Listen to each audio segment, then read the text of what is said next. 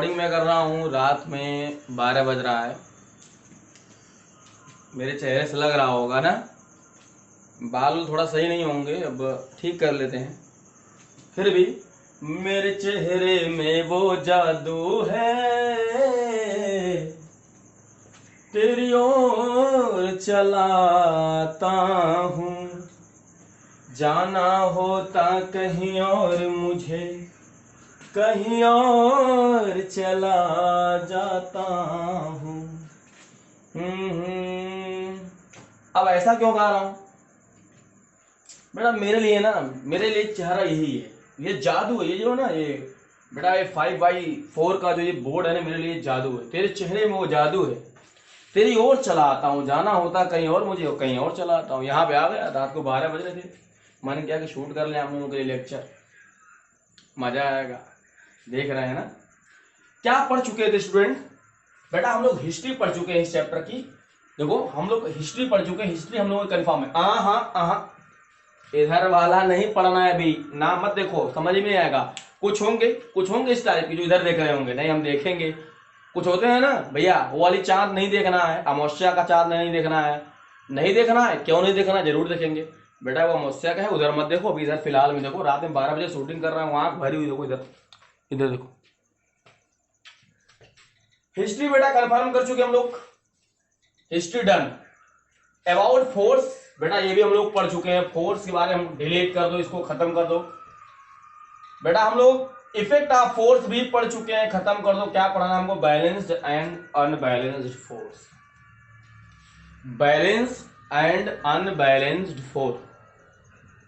मेरी बात समझ में आई बेटा? बैलेंस्ड एंड अनबैलेंस्ड फोर्स पढ़ने जा रहे हैं, चलो उठाकर इसको लेकर चलते हैं। यहाँ पे चलते हैं बेटा, यहाँ पे हमने लिखा है बैलेंस्ड फोर्स क्या है, या बैलेंस फोर्स क्या? बैलेंस्ड बेटा यहाँ ईडी से लगा दिया गया है, क्योंकि कोई मेजरमेंट, ईडी बैलेंस्ड फोर्स। जब, क्योंकि ये पास्ट की घटना होती है हमेशा, क्योंकि फ्यूचर की घटना कभी होती नहीं, प्रेजेंट में ऐसा कोई नहीं। बैलेंस्ड फोर्स या बैलेंस फोर्स ऐसे हम लोग बोलते हैं। अब यहाँ पे इसकी खाल निकालने की जरूरत नहीं है बेटा। हुआ था क्या, थोड़ा मैं आप लोगों को इधर देखना चाहूंगा। देखिए बेटा एक ऑब्जेक्ट है, कुछ लोगों की आवाज आ रही है आप लोगों को, कुछ लोगों की आ रही होगी। एक चीज तुम लोग देख लो बेटा, यहाँ पे क्या है कि एक बॉक्स यहाँ पे रखा गया है ना बेटा? ये बॉक्स रखा गया है, और ठीक, और अभी भी जान लो बेटा, हम लोग क्वालिटेटिव स्टडी कर रहे हैं। हम क्वांटिटेटिव स्टडी न्यूटन के सेकेंड लॉ के बात करेंगे बेटा। सेकेंड लॉ ऑफ मोशन जब पढ़ लेंगे तब हमारे पास कुछ क्वांटिटेटिव स्टडी करने के लिए हमारे पास कुछ मटेरियल तैयार होता है। Before that we have material for qualitative study. आगे बेटा एक बॉक्स है, सुनो। अब इस बॉक्स पे एक आदमी बेटा इधर से इसको धक्का देता है, पुश करता है। बेटा अभी आपने क्या पढ़ा है कि फोर्स वो एक्सटर्नल सोर्स होता है जो किसी ऑब्जेक्ट की शेप, साइज एंड पोजीशन में चेंज करता है, चेंज करने का ट्राई करता है। और हाफ रहा हूं, बहुत सारे कुत्ते थे, भौंक रहे थे ना बेटा, बार्गिंग कर रहे थे वो। तो अब मैं ये सब आपसे क्यों बताऊंगा? ये बताओ, तुम्हारे लिए तो सब बनाता हूं, तुमसे बात नहीं करूंगा तब किससे बात करूंगा बेटा? ये बॉक्स है, एक आदमी इधर से धक्का देता है बेटा, एक आदमी इधर से धक्का देता है। अभी जो पुश आर पुल या ट्रायल जो है बेटा, ये फोर्स होता है। और पता नहीं ये दोनों जो बेटा करते हैं ना, तो अभी देखो बेटा हम जो पढ़ रहे हैं वो क्वालिटेटिव है, सीधी सी बात। क्वांटिटेटिव स्टडी भी नहीं करेंगे, क्वांटिटेटिव स्टडी बेटा है ही नहीं। Quantitative study second law of motion के बाद बेटा। ये बॉक्स ना, तो इसका मतलब एक आदमी इधर फोर्स, इधर फोर्स लगा रहा है, हमारे पास फोर्स इधर लगा रहा है, ये आदमी बेटा फोर्स इधर लगा रहा है, फोर्स बेटा ये आदमी इधर फोर्स लगा रहा है, दोनों फोर्स अपना लगा रहे हैं। मान लो इसका फोर्स F1 है, इसका फोर्स F2 है बेटा। जब दोनों फोर्स लगा रहे हैं तो जो हमारा बॉक्स है बेटा वो वहीं का वहीं पड़ा हुआ है। जो मेरा बॉक्स है बेटा वहीं पे वहीं प्लेस्ड है, वो इधर उधर नहीं जा रहा है। अब क्या, अब इसका मतलब क्या निकल सकता है स्टूडेंट? इसका मतलब स्टूडेंट ये निकल सकता है कि और पता नहीं वो फोर्स लगा भी रहा है नहीं लगा रहा है, अब भाई जैसे कहने मतलब कभी कभी होता है ना, तुम ट्रक के पीछे देख लो, ट्रक के पीछे ट्रक वाला कहता है भैया धक्का मारो, तो 4 लोग तो बेटा सही मार धक्का लगा रहे होते हैं, 2 लोग खाली मुंह बनाते धक्का, बस केवल मुंह बना रहे होते हैं। तो बेटा हमको पता ही नहीं चलता एक्चुअली कौन फोर्स लगा रहा है कौन नहीं लगा रहा है। तो एक्चुअली क्या हुआ कि 2 आदमी यहां पे आए, इन्होंने फोर्स लगाई, इधर धक्का दे रहा है बेटा, ये इधर पुश कर रहे हैं बेटा, ये इधर पुश कर रहे हैं, बॉक्स जहां पे है वहीं पड़ा हुआ, टच से मस नहीं हुआ। इन लोगों से था, इन लोगों का मालिक ने पूछा, अरे कामचोर तुम लोग धक्का नहीं सही दे रहे हो? तो उसमें से क्या बोले, अब ये इनका नाम है शुक्र, इनका नाम है शुक्र बेटा, और इनका नाम है शनिचर, दोनों का नाम है शनिचर अपनी भाषा में। एक शुक्र थे एक शनिचर थे, है ना। अब ये दोनों लोग फोर्स लगा रहे हैं, तो शुक्र बोले अरे देखिए उल्टा लगा रहा है, ये देखिए उल्टा फोर्स लगा रहे हैं। शनिचर बोले नहीं वो उधर लगा रहा है। अब दोनों भैया कंफ्यूज, कह रहे तुम इधर धक्का लगा रहे हो, मैं इधर धक्का लगा रहा हूं, कैसे एक दिशा में? बोले ये एक दिशा में कैसे है? फिर दोनों कंफ्यूज, बस बक्सा ना तो इधर हो ना उधर हो। अरे तुम ही सोच लो, एक बक्सा कोई पकड़ के इधर खींचे, इधर वाला आदमी पकड़ के इधर खींचे, तो बक्सा, अगर बक्सा नहीं टस से मस हो रहा है, इसका मतलब बेटा क्या है? इसका मतलब यही होता है, अगर बक्सा टस से मस नहीं हुआ और ये बेचारे सुख शनिचर मेहनत भी कर रहे हैं, वर्क भी कर रहे हैं बेटा, वर्क नहीं कर रहे, फोर्स भी लगा रहे हैं, लेकिन बक्सा टच से मस नहीं हो बेटा, इसका मतलब क्या है? फोर्स लग रहा है फिर भी ऑब्जेक्ट की ना तो शेप में, ना तो साइज में, ना तो पोजीशन में कोई चेंज नहीं होता है। पोजीशन 2 तरीके बेटा चेंज हो सकती है, मैंने बताया था, लीनियर हो तो डिस्प्लेसमेंट, और एक चीज और भी होता है कि हम किसी ऑब्जेक्ट को बेटा रेस्ट से मोशन में लाएं और मोशन से रेस्ट में मिलाएं, भी एक फोर्स का काम है। इसका मतलब फोर्स लग रहा है बट नेट बेटा यहाँ पे कुछ पोजीशन में इसके चेंज, बक्से की पोजीशन में चेंज नहीं हो, तो यहीं से निकल के आता है। इसका मतलब जो इनका जो मालिक रहेगा, दोनों के दोनों नालायक है, शुक्र और शनिचर दोनों नालायक हैं, 1% का काम नहीं करते। उनको बेटा ये क्या समझ में आ रहा है? उनके समझ में यही आ रहा है कि दोनों मिले हैं, दोनों लगा रहे हैं फोर्स, लेकिन बेटा फिर भी बॉक्स में कोई पोजीशन चेंज नहीं हो रहा है। और ये सब कह रहे साहब नहीं लगाए हैं फोर्स, देखिए कितना लगाए, माथे से पसीना निकल रहा है भैया, कितना फोर्स लगाए। इनके मालिक बोले तुम फोर्स लगा रहे हो तो ऑब्जेक्ट की पोजीशन में चेंज क्यों नहीं आ रहा है, बॉक्स की पोजीशन में चेंज क्यों नहीं आ रहा है? बेटा यही क्वालिटेटिव स्टडी हो गई, मीन्स फोर्स लग रहा है, फोर्स दो तरह से लग रहा है, और भी फोर्स, 2 आदमी और आ गए।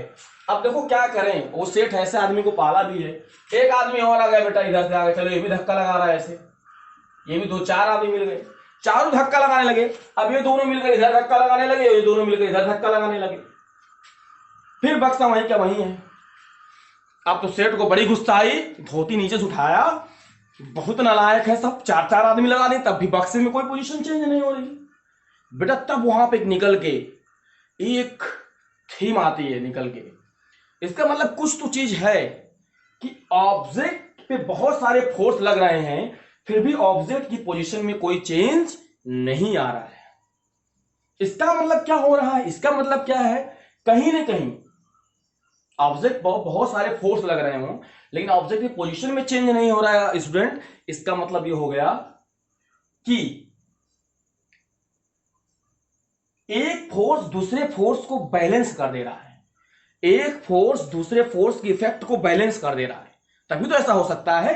सोचो, तुम सोचो, तुम एक आदमी वाटर में, जैसे वाटर में क्या था, ब्लैक कलर मिलाता है, एक आदमी आता है उसमें व्हाइट मिला देता है, या हम ऐसे कर दें कि, मैं बताने के लिए समझा रहा हूं, पानी फिर वैसे का वैसा, बैलेंस तभी हो सकता है भाई, फोर्स लग रहा है। यही कंडीशन है कि लगता है मेरा पूरा का पूरा सिस्टम स्टूडेंट क्या है, बैलेंस।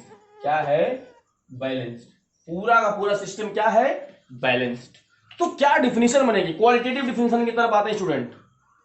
बेटा ये क्वालिटेटिव है, इसके नीचे आप लोग जगह थोड़ा सा छोड़ दीजिएगा। इस फिगर के नीचे, इस फिगर के नीचे बेटा जब हम लोग क्वांटिटेटिव स्टडी करेंगे, सुन लो बेटा, एक बार हम लोग बैलेंस और अनबैलेंस फोर्स की डिफिनेशन हम लोग क्वालिटेटिव मेथड से कर रहे हैं, केवल चीजों को जानकर, केवल चीजों के इफेक्ट को जानकर, केवल चीजों को फील करके। अब जो हमारे साहूकार जी, उनको यही लग रहा है ना कि हमारे इतने जो निकम्मे हमारे ये हैं पर आदमी, ये फोर्स लगा रहे हैं बक्से में टच मस नहीं, उनको यही लगेगा ना ओहो कुछ काम नहीं कर पा रहे हैं सब, उनको यही लगेगा बक्से की पोजीशन में चेंज नहीं हो रहा है। तब क्या, समझ गए बात? क्वालिटेटिव स्टडी चल रही है बेटा, क्वांटिटी तो है ही नहीं, कुछ नहीं। क्या मतलब, जब तक न्यूटन का वेलकम करिए, न्यूटन को आने दीजिए, थोड़ा थोड़ा इंतजार का मजा लीजिए। टॉपिक ऐसा है, मजा आ रहा है ना? तो क्या डिफिनेशन निकलती है, when the number of forces, when the number of forces act on any body, जब किसी बॉडी पर बहुत ज्यादा फोर्स एक्ट करे, if the effect of all these forces could not सही रहेगा, all the forces, all these forces, हाँ नहीं सही सही सही, फीलिंग सही है। If the effect of all these forces could not change the current position of the object, then the combination of such type of forces is called balanced force system. Means जब किसी system पे, when the number of, जब किसी भी system पे या किसी भी ऑब्जेक्ट पे बहुत सारा स्टूडेंट फोर्स काम करे, जब बहुत ज्यादा फोर्स काम करे, बेटा फोर्स एक डायरेक्शनल क्वांटिटी, डायरेक्शनल क्वांटिटी का मतलब फोर्स एक डायरेक्शन में लगता है, फोर्स हमेशा एक डायरेक्शन, जैसे तुम इधर कर रहे हो तो फोर्स एक डायरेक्शन में लगेगा, है ना? एक इसमें डायरेक्शन की जरूरत होती है स्टूडेंट, मेरी बात समझ में आ रही है? तो when the number of forces act on any body, if the effect of all this forces could not change the current position of the object, then the combination of such type of forces is called balanced force। बेटा जब किसी भी system पे बहुत सारे force लगे, बेटा उसके वो करंट पोजीशन को चेंज ना कर पाए। अब करंट पोजीशन का मतलब बेटा ये नहीं होता है कि केवल रेस्ट एक करंट पोजीशन हो, जैसे कहने का मतलब अगर एक बॉल बेटा 10 मीटर पर सेकंड से अगर मूव कर रही है, अगर वो 10 मीटर पर सेकंड लगातार हमेशा मूव करती रहे, है ना, हमेशा मूव करती रहे, हमेशा मूव करती रहे, इसका मतलब मैं यही कहूंगा ना कि अगर वो 10 मीटर पर सेकंड से हमेशा जा रही हो, अगर वो मोशन में, जैसे मैं सेकंड एग्जांपल लेना चाहूंगा यहाँ पे स्टूडेंट, क्या है मेरा सेकंड एग्जांपल? सेकंड एग्जांपल है कि एक बॉल है ना, एक बॉल है, अब वो जा रही है 10, उसकी जो स्पीड है 10 मीटर पर सेकंड, 10 मीटर पर सेकंड से इधर मूव करे, उस पर इधर से फोर्स लगाया जा रहा है, इधर से फोर्स लगाया जा रहा है, उस पे ऊपर बेटा ऊपर से भी फोर्स लगाया गया, उस पे नीचे से भी फोर्स लगाया गया, लेकिन ऊपर से फोर्स लगाया गया, नीचे से भी फोर्स लगाया गया, लेकिन तब भी उसकी स्पीड 10 मीटर पर सेकंड ही रही।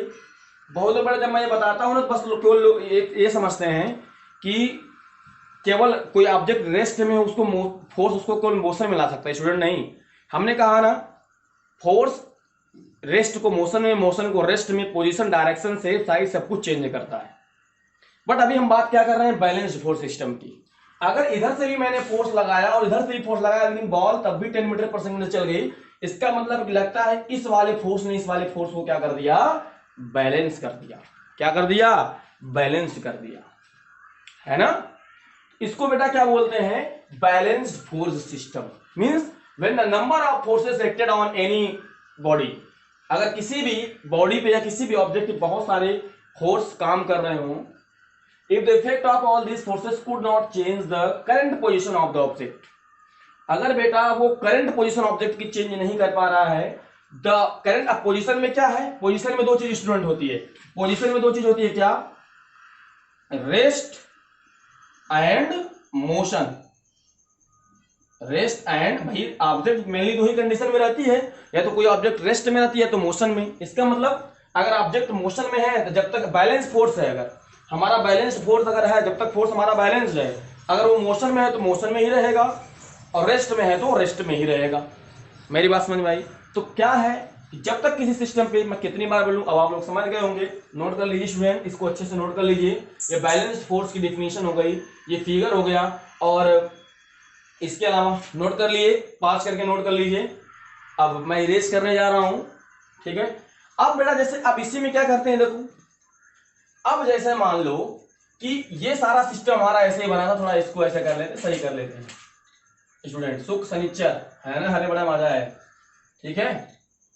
अब ये देखो, अब जैसे यहां पे एक आदमी चला गया, है ना, एक शनिचर का जो बेटा सहयोगी था वो चला गया, है ना, अब ये आदमी चला गया इस तरह से, अब जब इधर 2 आदमी इधर 1 आदमी, बताओ, है ना, इधर 2 लोग फोर्स लगा रहे हैं, इधर 1 आदमी फोर्स लगा रहा है, बताओ तो वेटेज किधर ज्यादा हो रहा है, फोर्स किधर ज्यादा। और क्या होता है बेटा, कुछ देर बाद क्या होता है, हमारा स्टूडेंट जो बॉक्स जो होता है, स्टूडेंट खिसक के यहाँ आ जाता है, बॉक्स यहाँ आ जाता है, और ये हमारे सनीचर खिसक के यहाँ आ जाते हैं, यहाँ चले जाते हैं। इसका मतलब क्या है कि बेटा कि F1 इधर लग रहा था, F2 इधर लग रहा था, देखो F1 इधर लग रहा था, मान लो 2 आदमी मिलकर इधर लगाए और बॉक्स हमारा बेटा पोजीशन चेंज हो गया।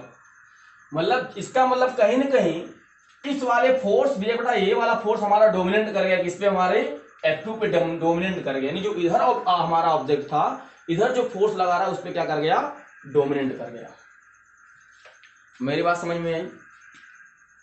तो ये है हमारा, तो इसका मतलब क्या है कि लगता है कि अब डोमिनेंट कर गया। डोमिनेंट मतलब क्या होता है, डोमिनेंट का मतलब ये होता है कि कोई कम होगा कोई ज्यादा, तभी डोमिनेंट होगा। भाई अगर 2 चीज इक्वल है तो कौन किस पे डोमिनेट कर पाएगा, अरे तुम हो बराबर हम हो बराबर, कौन किस पे भारी पड़ेगा, कहू भी ना बराबर पड़ेगा। लेकिन बेटा अगर एक ज्यादा एक कम है तो ज्यादा वाला कम पे डोमिनेंट करेगा, ज्यादा वाला कम पे डोमिनेंट करेगा, ज्यादा वाला कम पे डोमिनेंट करेगा। मतलब अगर ज्यादा वाला कम पे डोमिनेंट करेगा तो अब यहां पे चीजें बैलेंस ही नहीं है। भाई एक ज्यादा हो जाए और एक कम हो जाए, चीजें बैलेंस हैं। अब तुम ऐसे ही मान लो, एक पैर तुम्हारा बेटा यहां तक हो, पूरा नीचे तक हो, एक पैर तुम्हारा ठेवने तक हो, बस यहाँ पे तुम्हारी नीज तक हो, जो तुम्हारा यहाँ ठेवना होता है वहां तक हो। अब तुम चल पाओगे क्या, ये बैलेंस सिस्टम है? नहीं, बैलेंस सिस्टम नहीं बेटा। अगर 1 इंच बेटा पैर अगर हमारा 1 इंच छोटा हो जाए ना तो हम ऐसे ऐसे चलने लगेंगे, ठीक है। ये नेचर भगवान करे किसी को ऐसा ना दे, है ना, किसी को ऐसा दिव्यांगता ना दे। तो कुछ इस तरह से चीजें होती हैं। तो अब इसका मतलब है कि अगर यहां इसके पोजीशन में चेंज आ गया, इसका मतलब अब मेरा पूरा टोटल फोर्स सिस्टम बैलेंस नहीं है, कोई ना कोई डोमिनेंट कर रहा है, कोई ना कोई क्या कर रहा है, डोमिनेंट कर रहा है। मेरी बात समझ में आई? तो क्या डिफिनेशन बनेगी अब यहां पर, अगर मैं इसी को यहां पे चेंज कर दूं और मैं यहां पे लिख दूं अनबैलेंस्ड फोर्स, क्या लिख दूं, अनबैलेंस्ड फोर्स, तो क्या करूंगा, when the number of forces act on any body, if the effect of all these force could change the current position of the object, then the combination of such type of the force is called, बेटा यहां पर भी चीजें थोड़ा सा बदल जाएंगी। जहां पर बैलेंस्ड है बेटा वहां पे क्या नाम हो जाएगा, अनबैलेंस, अनबैलेंस्ड फोर्स। कौन सा फोर्स, अनबैलेंस्ड फोर्स। मेरी बात समझ में आई? क्या है अनबैलेंस्ड फोर्स? इसका मतलब है एक बड़ा रिजल्ट निकलता है कि क्या रिजल्ट निकलता है, उस रिजल्ट को समझते हैं। अनबैलेंस्ड फोर्स का डिफिनेशन समझ गए, when the number of force acts on any body, if the effect of all these force could change, मतलब जो पोजीशन में चेंज कर सके, could change the current position of the, current का मतलब समझते हो बेटा, करंट का मतलब करंट ये नहीं कि आज हम फोर्स लगाएं तो 10 साल बाद उसका इफेक्ट देखने को मिलेगा। ये कौन सा सिस्टम है बैक, ये कौन सा सिस्टम है। could change the current position of the object, then the combination of such type of forces is called unbalanced force। उसे बेटा क्या बोलते हैं, अनबैलेंस्ड फोर्स बोलते हैं, है ना। अब अनबैलेंस्ड फोर्स इसका मतलब है क्या रिजल्ट निकला स्टूडेंट, कि अगर मैं यहां पे लिखूं स्टूडेंट, क्या मतलब निकला, इसका मतलब क्या निकलता है कि जो बैलेंस्ड फोर्स होता है, जो हमारा बैलेंस्ड फोर्स होता है बेटा, ठीक है, वो मोशन और रेस्ट कंडीशन को बेटा वो चेंज नहीं कर पाएगा। जो बैलेंस्ड फोर्स होता है, बैलेंस्ड फोर्स के मतलब क्या समझ गए बेटा, जितना तुम इधर से लगाओ उतना इधर से लगाए, दोनों तरफ से फोर्स बराबर। जब फोर्स बराबर, इसका मतलब जब तक फोर्स बेटा, इसका मतलब और दूसरा रिजल्ट क्या निकलता है हमारा, कि जो अनबैलेंस्ड फोर्स, कौन सा force, unbalanced force, unbalanced force है ना, मोशन आर बेटा ये रेस्ट, इस पोजीशन को चेंज कर सकता है। हमारी बात समझ में आ रही है? ये दो बड़े रिजल्ट निकलते हैं, दो बड़े रिजल्ट निकलते हैं।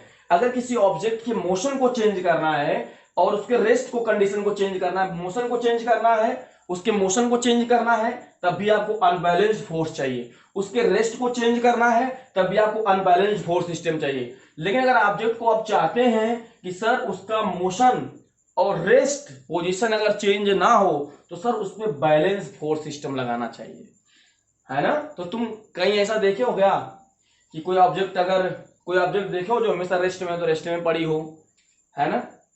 तो बैलेंस फोर्स समझ में आया बेटा। जब किसी ऑब्जेक्ट में, मैं फिर से रिपीट करता हूं, बहुत सारा फोर्स लगाते हैं किसी ऑब्जेक्ट में, जब बेटा हम बहुत सारा फोर्स लगाते हैं तो अगर उन फोर्सेस का कॉम्बिनेशन स्टूडेंट, उन फोर्सेस का कॉम्बिनेशन अगर उसके पोजीशन में चेंज ना ला पाए, उसके पोजीशन में कोई चेंज ना ला पाए, तो हम लोग समझेंगे कि वहां पर हमारा पूरा सिस्टम क्या है, बैलेंस्ड। ठीक है। अगर किसी भी ऑब्जेक्ट में बहुत सारे फोर्स अप्लाइड किए गए हों, अगर ऑब्जेक्ट की पोजीशन चेंज हो जाएगी।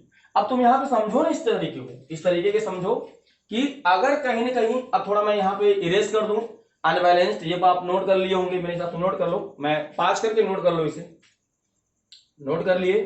आइए स्टूडेंट, तो थोड़ा मैं आपको एग्जांपल के थ्रू कुछ समझाना चाहूंगा इस चीज को।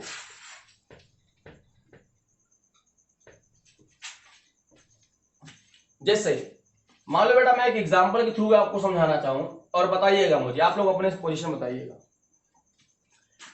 एक यहां से फोर्स स्टूडेंट लगता है, एक फोर्स यहां से लगता है ना बेटा। अभी मेरे पास कोई इसका यूनिट नहीं है, कोई फोर्स की यूनिट हमको पता ही नहीं। क्यों?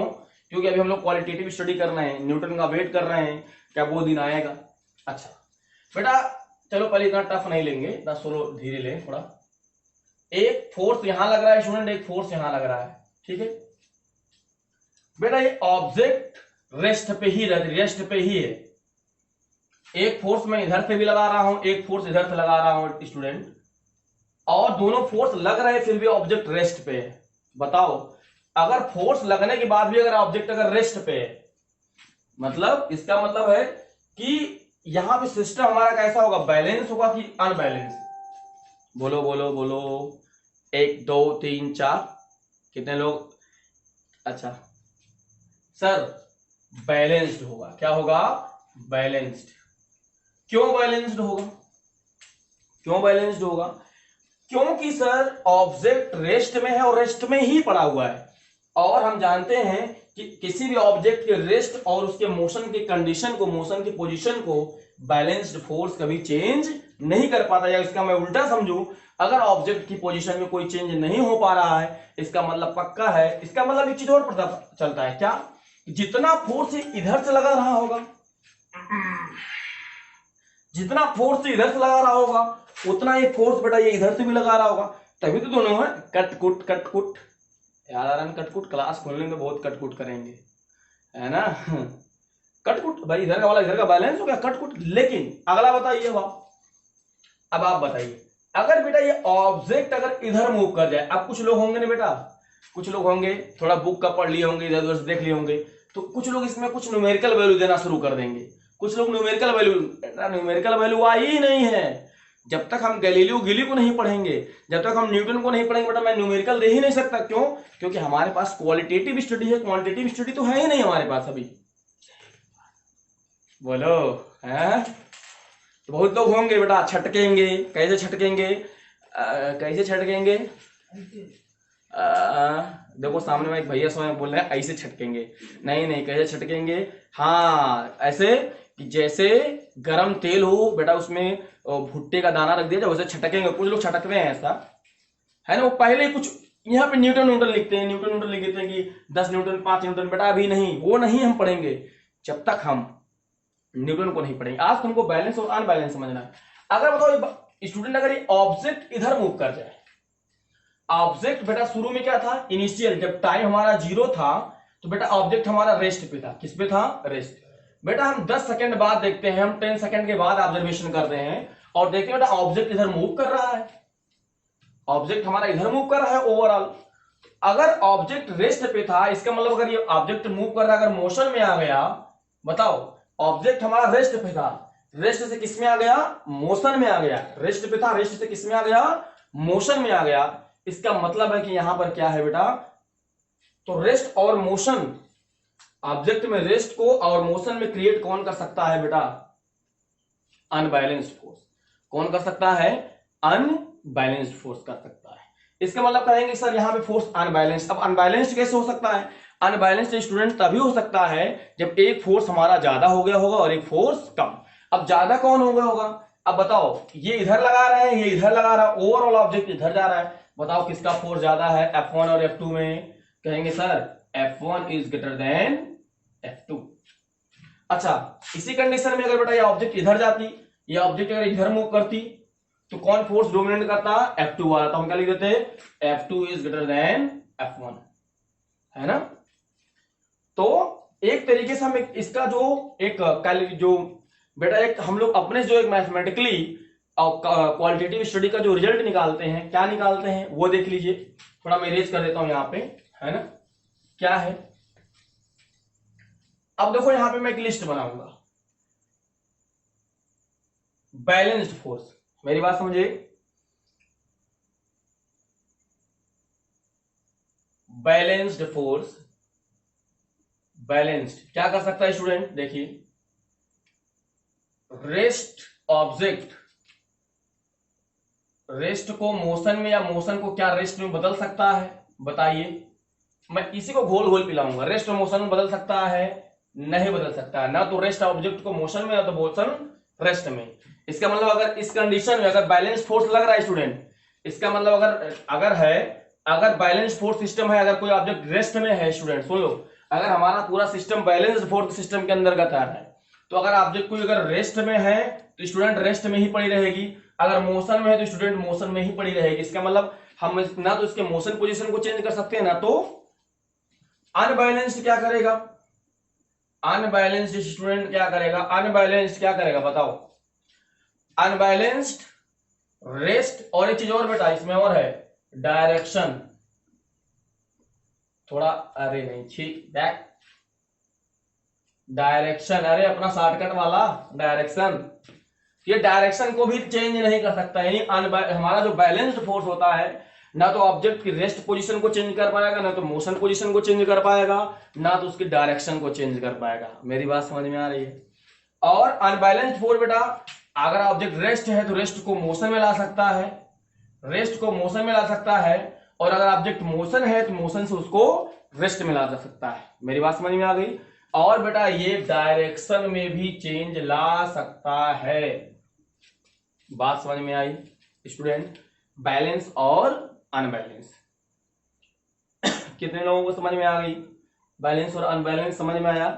बैलेंस फोर्स क्या होता है, अनबैलेंस फोर्स, फिर से रिपीट, टेलीकास्ट। बैलेंस फोर्स वो होता है जिसके बेटा इफेक्ट में मोशन यानी करंट पोजीशन में आप कोई चेंज नहीं कर सकते, ना तो बेटा इन दोनों को तो हम एक पोजीशन ही मान लें, एक ओवरऑल, इनके मतलब मोशन, अगर ऑब्जेक्ट रेस्ट में तो रेस्ट मेंटेन करेगी, मोशन है तो मोशन मेंटेन करती रहेगी बैलेंस के अंदर, और डायरेक्शन में भी कोई चेंज नहीं होगा। अब तुम कहोगे सर इसका कोई एग्जांपल दीजिए, बैलेंस वाला कहीं दिखाइए ऐसा कहीं पे हो कि अगर ऑब्जेक्ट सर वो रेस्ट पे है तो रेस्ट पे है, और मोशन में है तो मोशन। तो रेस्ट वाला तो एग्जांपल स्टूडेंट देख लो, जैसे तुम्हारे पर्वत हैं, जितने तुम्हारे ग्लेशियर्स हैं बड़े बड़े स्टूडेंट, या तो मैं इसको नहीं मान सकता हूं, या ऐसी चीज जो कभी हिलती डुलती ना हो, जैसे आपके घर की जो दीवारें हैं स्टूडेंट, देखो रेस्ट पे हैं, देखो अब पक्का समझ लो, अगर कोई ऑब्जेक्ट बेटा रेस्ट पे है, 10 साल बाद भी रेस्ट पे है, 20 साल बाद भी रेस्ट पे है, 6 साल बाद भी रेस्ट पे है, इसका मतलब पक्का वो बैलेंस फोर्स से घिरा हुआ है, तभी उसकी पोजीशन में कोई चेंज क्या करता है। बैलेंस्ड फोर्स बेटा, बैलेंस्ड फोर्स में एक फोर्स दूसरे फोर्स के इफेक्ट को न्यूट्रलाइज कर देता है। In the balanced force system all the forces getting neutralised by each other. In the balanced force system all the forces getting neutralised by each other. बेटा बात समझ में आ गई, ठीक है। अच्छा, तो बेटा मैं यही बताना चाह रहा था आप लोगों को, बैलेंस और अनबैलेंस का। सर कोई मोशन वाला बताइए, कोई ऑब्जेक्ट अगर मोशन में है तो मोशन और डायरेक्शन वाला भी एग्जांपल बताइए। देखो बेटा 3 चीजें हैं हमारे, रेस्ट, मोशन और डायरेक्शन। रेस्ट, मोशन और डायरेक्शन है। अगर कोई ऑब्जेक्ट रेस्ट में है तो रेस्ट में रहेगी, तो देखिए तुम्हारे घर की दीवार, सर इसका कोई एग्जांपल दीजिए तो हम जान जाए, हैं कि कोई ऑब्जेक्ट अगर मोशन में है तो मोशन में ही रहेगी और उसकी सर मोशन चेंज ही ना हुई हो आज तक। बेटा आप सब लोग जानते हो बेटा, देखो कोई सन है, सन बेटा, इस सन के चारों तरफ बेटा जो हमारे अर्थ है ना बेटा, जो अर्थ है देखो, अर्थ जो रिवॉल्व करती है स्टूडेंट, अर्थ जो रिवॉल्व करती है बेटा, ये इस पे इनके बीच में ग्रेविटेशन फोर्स लगता है। कौन सा? देखो इसमें कौन सा फोर्स? बैलेंस। बैलेंस का मतलब इधर से भी लगे और इधर से भी लगे। बेटा इनमें जो ग्रेविटेशनल फोर्स होता है वो बैलेंस करता है सेंट्रीपिटल फोर्स को। किसको बैलेंस करता है? ग्रेविटेशनल फोर्स बैलेंस कर देता है सेंट्रीपिटल फोर्स को। यानी कि जितना आपका ग्रेविटेशनल सेंट्रीपिटल फोर्स लगता है, यानी जितने अमाउंट, यानी कि सन और अर्थ के बीच में बेटा, है ना, अब कोई यहाँ पर रस्सी नहीं बंधी हुई है या कोई एंगल बंधा हुआ है कि सन अर्थ को ऐसे पकड़े हुए है इसी है भैया, नहीं बेटा, फोर्स बैलेंस्ड है। ग्रेविटेशनल फोर्स को कौन बैलेंस कर देता है स्टूडेंट? Centripetal force. स्टूडेंट ये जो अर्थ है ना, सन और अर्थ के बीच में जो फोर्स वो बैलेंस्ड है। क्या है? बैलेंस्ड है। तो बैलेंस है बेटा, इसीलिए अर्थ का जो मोशन है बेटा, जो मोशन जब अर्थ बनी, यानी कि जब से अर्थ और मून बने बेटा, मून बहुत लेट में बना, पहले अर्थ बना, तो आज तक देखिए अर्थ का जो बेटा स्पीड है, मोशन, वो चेंज नहीं हुआ। मोशन और स्पीड, अब कुछ लोग बेटा हायर स्टडी के आने के बाद हम लोग कैपलर के बारे में पढ़ते हैं स्टूडेंट, तो कैपलर ने कुछ चीजों को बताया है, लेकिन अभी फिलहाल आपको जानने के लिए कि जब तक फोर्स बैलेंस रहता है, ध्यान रखिए, जब तक फोर्स बैलेंस रहता है न तो अर्थ की बेटा स्पीड वो होती है और ना ही उसका डायरेक्शन चेंज होता है। 23.5 पे झुकी रहती है, 23.5 पे बेटा जब से बनी है तब से झुकी है, यानी आज तक उसका डायरेक्शन चेंज नहीं हुआ बेटा, इसीलिए वो अपने उसी ऑर्बिटल पाथ पे लगातार घूम रही है। अगर सोचो, अगर अनबैलेंस्ड अगर सिस्टम के अंदर अगर अर्थ रहती तो कभी अर्थ हमारी इस यूनिवर्स में तो कभी उस यूनिवर्स में, कुछ भी इस यूनिवर्स में तो कभी यहां छटकती कभी वहां भटकती है, अरे बचती ही नहीं भैया। तो हम आपको लेक्चर कहां से बताते, बहुत दूर तक निकल गए, आ जाते हैं वापस, आओ, है ना। तो ये है बेटा, देखो ये सन और अर्थ के बीच में बेटा, ये हमारा अर्थ है भैया, अर्थ, ये हमारा अर्थ, सन और अर्थ। तो कहीं ना कहीं ऑब्जेक्ट हमारा कैसे है स्टूडेंट, ये बैलेंस्ड फोर्स के अंदर है, तभी इसका जो मोशन बेटा है ना अर्थ का, लगातार वही उसी मोशन से, इसको कोई बेटा तेल पेट्रोल इसको कुछ नहीं चाहिए चलने के लिए। क्यों? अभी तुम्ही को, अरे मैं तुम्ही को बता रहा हूं, तुमको बेटा अगर तुम्हारे अगल बगल जितने फोर्स स्टूडेंट लग रहे हैं उनको बैलेंस कर दिया जाए, तो बेटा अगर मैं तुमको उठाकर, मतलब तुम में से दौड़ा दूं, तुमको दौड़ा दूं, तुम्हारी स्पीड हो जाए 30 मीटर पर सेकेंड, और फिर तुम्हारे ऊपर मैं बैलेंस करूं, तुम्हारे फोर्स को चारों तरफ से बैलेंस कर दूं, तो स्टूडेंट अगर जैसे फोर्स बैलेंस्ड होगा तुम्हारा मोशन कभी चेंज ही नहीं होगा, तुम 30 मीटर पर सेकंड से लगातार दौड़ते रहोगे, जिंदगी भर दौड़ते रहोगे। कब तक? जब तक कि आप पर अनबैलेंस्ड फोर्स ना लग जाए। तो क्या सीखने को मिला भाई आज के? बहुत बड़ी बात मिली, क्योंकि जब तक ये नहीं जानोगे तब तक गैलीलियो का एक्सपेरिमेंट नहीं जानोगे बाबू। गैलीलियो का एक्सपेरिमेंट जानना है तो जानना है, balance force could not change, can not change, could नहीं, can not change current position. बेटा करंट पोजीशन नहीं चेंज कर पाता है। अगर ऑब्जेक्ट रेस्ट पे है तो रेस्ट पे रहेगी, मोशन में है तो मोशन में रहेगी। अगर चेंज करना है, अगर किसी ऑब्जेक्ट की करंट पोजीशन को चेंज करना है, किसी ऑब्जेक्ट की करंट पोजीशन को चेंज करना है, किसी ऑब्जेक्ट की करंट पोजीशन को चेंज करना है, इधर से आकर बोल, किसी ऑब्जेक्ट की करंट पोजीशन को चेंज करना है तो बैलेंस लगाओगे कि अनबैलेंस? Sir unbalanced force.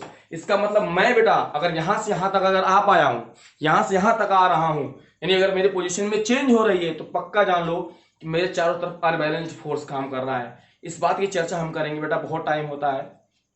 सोचा था कि आज गैलीलियो गैलीली को भी बताऊं, लेकिन टाइम बहुत ज्यादा हो चुका है। मैं आराम से आप लोगों को पढ़ाऊंगा, एक एक टॉपिक पढ़ाऊंगा, एक दिन पढ़ाऊंगा एक दिन डिस्कशन, ये दो दिन भी मेरा इंटरवल चलेगा, क्योंकि क्लास 10th के लिए वीडियो बनानी होती है। तो कल क्लास 10th वालों के लिए बनाएंगे, फिर परसों आप लोगों के लिए बनाएंगे। तो मैं दो दिन में एक लेक्चर आप लोगों को दूंगा। लगातार स्टूडेंट डिलीवर करना थोड़ा टफ होता है, क्योंकि बहुत एडिटिंग करनी पड़ती है। तो मेरे हिसाब से आप लोग आज बैलेंस्ड और अनबैलेंस्ड को समझ गए होंगे। मेरी बात समझ में आ गई है ना? और बेटा कुछ लोग न्यूटन में होता है, कुछ लोग न्यूटन में इसको बोलते हैं, तो बेटा वो सब अभी चीज नहीं आई है बेटा। न्यूटन लोग बोलते हैं F=10 न्यूटन, बेटा जब न्यूटन को ही हमने नहीं पढ़ा है, जब हमने लॉ ऑफ मोशन को ही नहीं पढ़ा, तो मैं न्यूटन को कैसे यूज कर लूंगा? मैं साइंटिस्ट को अभी पढ़ा ही नहीं हूं। अभी भी ये सब तो गैलीलियो का काम चल रहा है, अभी गैलीलियो आने बाकी है हमारे। लेट्स एक पते की बात बताऊं, एक पते की बात बताऊं। हम लोग कल गैलीलियो गैली जो पढ़ने वाले हैं, उनकी हिस्ट्री तो आप लोगों ने जाना है ये बेटा। कल उनके एक्सपेरिमेंट को अच्छे से समझेंगे। कल केवल केवल गैलीलियो गैली, कल का मतलब अगला लेक्चर जब भी आएगा तो केवल और केवल गैलीलियो गैली, law of inertia, law of motion बेटा, तब ये चलेंगे। कम से कम 5 6 7 दिन का लेक्चर है और आपके पास ये आई होप टाइम भी उसी हिसाब से है, तो कोई टेंशन है नहीं, आराम आराम आराम से पढ़ेंगे यार, कोई दिक्कत नहीं। ठीक है, हर हर महादेव।